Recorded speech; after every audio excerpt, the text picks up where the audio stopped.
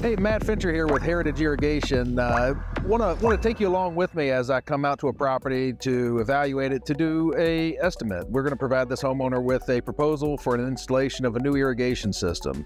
So when we get here, what we're going to do is we're going to look at a lot of different things. We're going to look at the layout of the yard. We're going to look at sidewalks. We're going to look at driveways. We're going to look at the landscaping. We're going to look at sun, shade, slope, different factors like that. And one of the big things we're going to do is we're going to talk to the homeowner and find out what they want. What do they want to irrigate? Do they want to irrigate just turf? Do they want to irrigate their landscaping, their flower beds? Once we kind of go over all those things, we're going to take our flags and we're going to lay out the sprinkler system and determine how many sprinkler heads we're going to need, how many zones we're going to need. All those things are going to help us determine exactly what this irrigation system is going to require so we can come up with an accurate cost for our customer. So I've already spoken with the homeowner here, and we've determined that we want to irrigate the turf as well as the landscape beds. So what I'm going to do now is I'm going to go through and I'm going to flag off where we're going to place sprinkler heads. That way we can break down our zones. We can see exactly what we're going to need to do. As you can see, we've got a lot of sidewalks here, so we know that we're going to have to go under some of these sidewalks. And you can see that we also have a beautifully established lawn, so we really want to minimize how much disruption we do to the lawn when we're installing this irrigation system. So come along with me while I flag off some of these heads and kind of show you what we're going to be doing.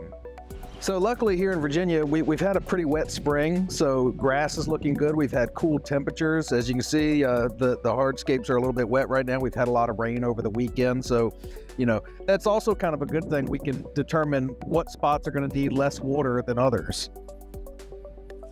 So what I'm doing now is just flagging off where we're going to place sprinkler heads. And in this larger area here, we're going to probably go with rotary heads. They're going to oscillate back and forth to cover a broader area with less sprinkler heads.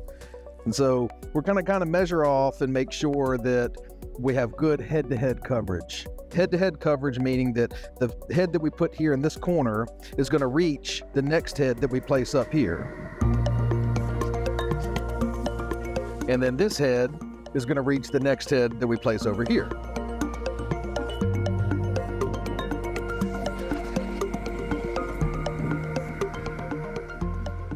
We're always trying to be mindful that we don't want our sprinkler heads watering the sidewalks, the roads, the house, and we really do not want to water our mulch beds at the same time that we water our turf. They need to be separate zones. They have different watering requirements for plants and landscaping than we do for turf.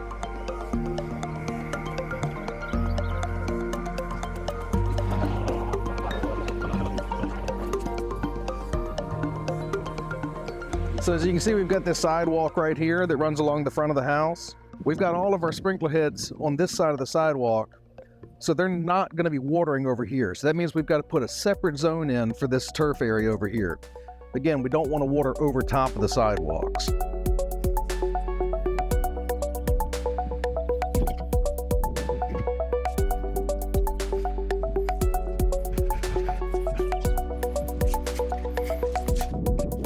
So now we've got a smaller area up here that is too large or too small for the rotary heads. If I put rotary heads here, they're going to be spraying all the way up in front of the house and hitting the side of the house. We don't want that. So we're going to have to install a separate zone of spray heads, fixed spray heads right here.